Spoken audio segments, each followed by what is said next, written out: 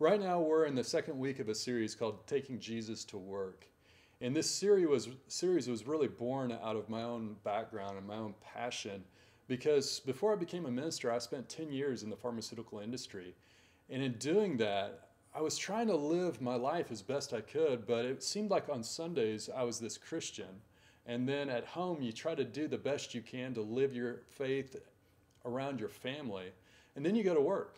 And it's not as though you intend to take off your Christianity, but there are all these pressures, all the to-do lists, all the meetings, all the goals that really have nothing to do with your faith whatsoever. And as I was looking at it, especially now that I'm a pastor and trying to figure out how to help people with that, the truth of the matter is that we spend the majority of our life at work if you don't take into account sleep. So if there are 24 hours in a day and you sleep 8 hours a day, and you work an 8-hour job, but that includes an hour lunch, so you're actually at 9 hours. So you're 9 hours at a minimum of your life in a 16-hour day minus the sleep that you're spent or that you spend at work. So how do you take Jesus to work? What does that look like? Are you becoming some sort of an evangelist at work? Or do you have to kind of just essentially put on another hat?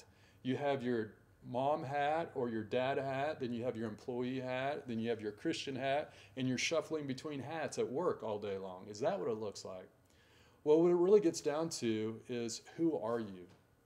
Are you this individual that is switching hats, or are you a single individual? And as we looked last week at the scriptures, in 1 Corinthians chapter 3, verse 9, it says, we're God's building.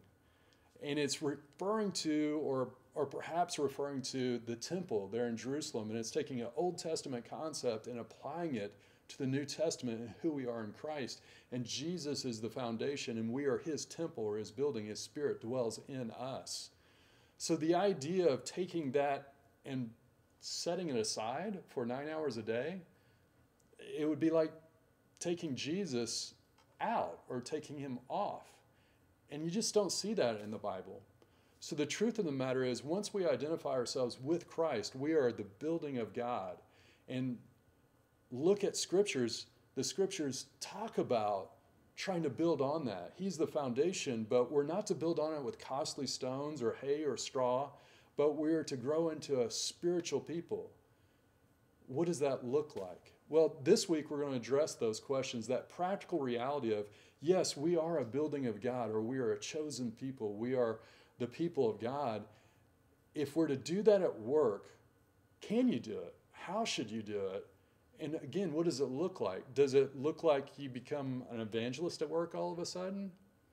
I don't think so. That might be a byproduct, but it will be more natural. So I invite you to come this Sunday, 10 a.m., Blue Mountain Baptist Church, and walk with us as we really try to wrestle with basic things that everybody has to deal with, but seemingly no one ever talks about, at least in the churches I've been a part of. And unfortunately, as a part of this church for 7 years now, we've really never talked about, what does living for Christ look like at work?